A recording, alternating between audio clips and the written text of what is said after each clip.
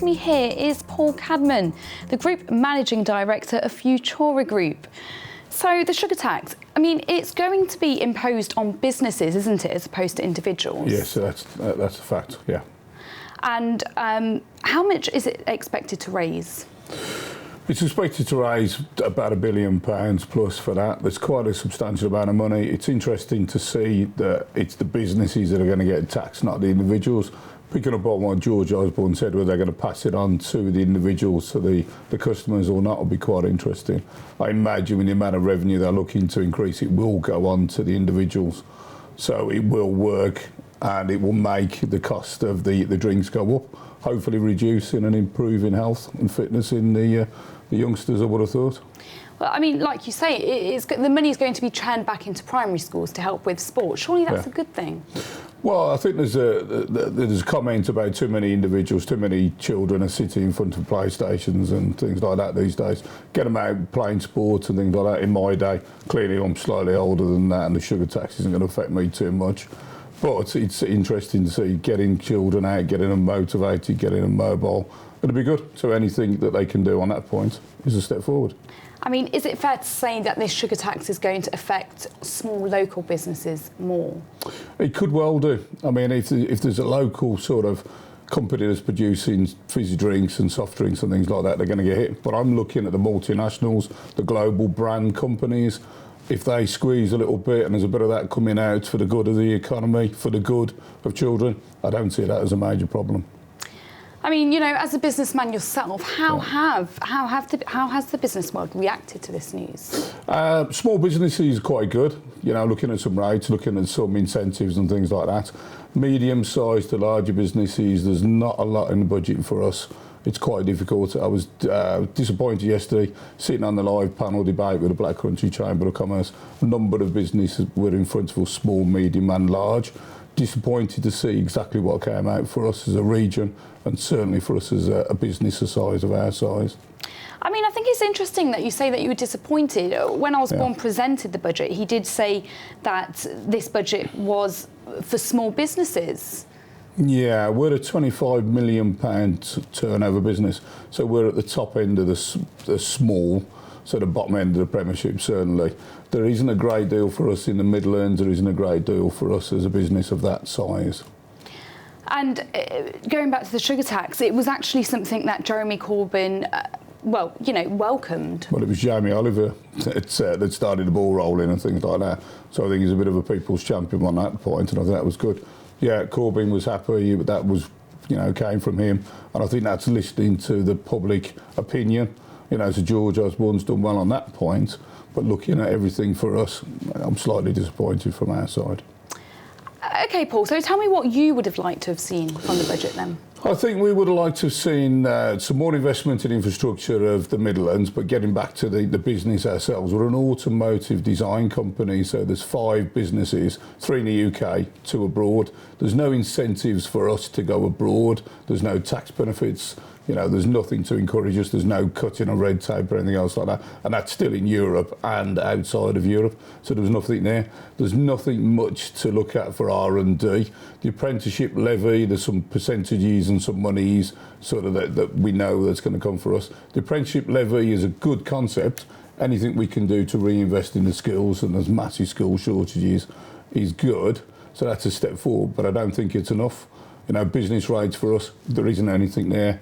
Tax-wise, there's slight personal benefits, but as a business, it doesn't benefit us in this whole. So for you, the budget didn't really hit the nail on the head? No, it didn't, no. It was a safe budget for him. It does concern me that there's political motivation. There was a few comments in there about Europe, so I think there was a bit of scaremongering on that point. So let's move on to business rates now. So from my understanding, 6,000 small businesses, they won't have to pay a business rate anymore. Just explain what this means. The government raised the figure for business rates to support lower, smaller businesses. 6,000 businesses, picking up on your figure and picking up on the Chancellor's figure, I think is little or nothing. If I consider, you know, within a square mile of this building here, there's probably 6,000 businesses. So is that really going to make an impact in the UK economy? No, I don't think so. Good gesture, but it needed to be slightly higher, and let's talk about hundreds of thousands as opposed to 6,000. And around 250,000 will have their business rates cut from April next year. Okay, I thought it was 2020, but... Okay. All right. The rate, the percent, yeah, are going to be cut. They're going to drop the figures down as well, yeah. I mean, who does this affect? It's again, it's smaller businesses. There's none of the multinational businesses. So if we're looking at steel, British Steel struggling and things like that, that's not going to impact on that sort of industry or anything like that. It's not going to impact on the businesses that are doing well to give them another leg up. Jaguar Land Rover aren't going to really benefit from figures like that, you know, and that sort of thing. So it's, again, it's little, it's okay, but it's not enough.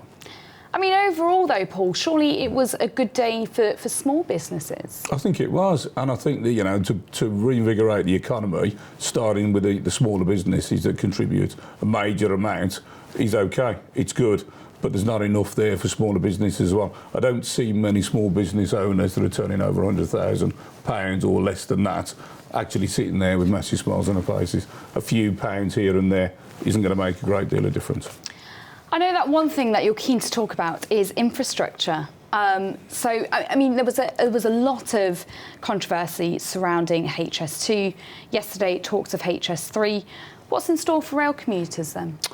HS2 is good. It's fabulous for the infrastructure of the Midlands. You know, the Midlands engine.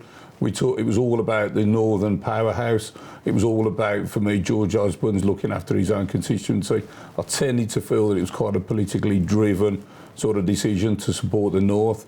You know, there's HS3 going up through the north. There's new motorways, there's tunnels, there's a hell of a lot happening up there, infrastructure there, but there was nothing at all talked about in the Midlands. No support for us. So I sense that you feel like the Midlands have been somewhat neglected in terms of infrastructure. Yeah, I think so. Very much so, yeah. OK, well, let's move on to education now. I mean, that was another big thing that came out of yesterday's budget. And, I mean, every single school is going to become an academy by 2020. What are your thoughts? I think there's several points that I'd want to make. The academy running as an academy is fine. It almost turns into a business. I get that. I understand that. So we can be masters of our own destiny. I don't have a concern towards academies being small and mobile enough to work with workplace.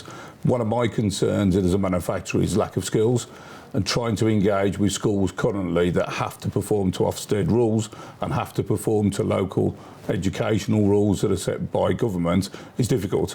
I would like, if I was Jaguar Land Rover, to have every school and every academy within 20 square miles, which is probably the area that somebody would travel for their first job, to be geared up towards looking for us. But having said that, I wouldn't want somebody in Hereford to be trying in automotive engineering. They need to look at agriculture. At the moment, you tend to feel that they've got their hands tied. National curriculum, national subjects. So working with employers, working with skill shortages in a localised based area, I think is definitely the way ahead. I mean, there is the other side to this. I mean, do you think that making schools an academy school will leave children susceptible to another Trojan horse scandal like we've had here in Birmingham? OK, that's quite a curveball. I think if we look at what we teach, and the criticism of the academies is that the teaching standards will drop because it doesn't have to be teachers. It can be, you know, people replacing teachers with less skill sets. The Trojan horse scenario could happen in any school. It doesn't have to be an academy. It doesn't have to be an educational thing. I think that's an area, a religious or cultural sort of issue, and I think that can happen anywhere. OK, Paul. Let's just look at the bigger picture here. The government are going to make savings of an extra £3.5 billion by 2020. Yep. Paul, where's this coming from? It's going to come from tax. It's going to come from working people a little bit harder. I am concerned that they're looking to change benefits, that they're looking to take people off vulnerable people in society. So they're looking at altering the benefit schemes and things like that. I think it's hitting the wrong people. The figures they're looking at there, they're talking in millions, billions, and that sort of thing. So it's vulnerable people. That concerns me. Go on. I mean, moving on, the debt reduction target wasn't met. Now, Osborne says that, he'll clear the deficit by the end of this Parliament. Having not met it before, do you think the British public are going to have faith in him? I don't think they are. And I think the budget that's just been rolled out was careful, was safe. I picked up on the point about the going into Euro, the concerns with that and things like that. I think he's making his excuses up already. I think he's trying to con us, hoodwink us and things like that. The budget seemed like a good budget, but there were some things that was put into place years ago, a couple of years ago, that start hitting us now and things like that. You know, he talked about fuel, no increase in fuel duties and things like that. We're the highest in Europe anyway. We're paying more than everybody else. So we've had nothing of nothing, really. So just sum it up in about 10 seconds for me. What did you think of yesterday's budget? A bit of a soft budget. I don't think it supported manufacturers. I think it was okay for smaller companies. I don't think it hit the big boys. I don't think it gives us any benefits to going abroad, working abroad and engaging with foreign companies.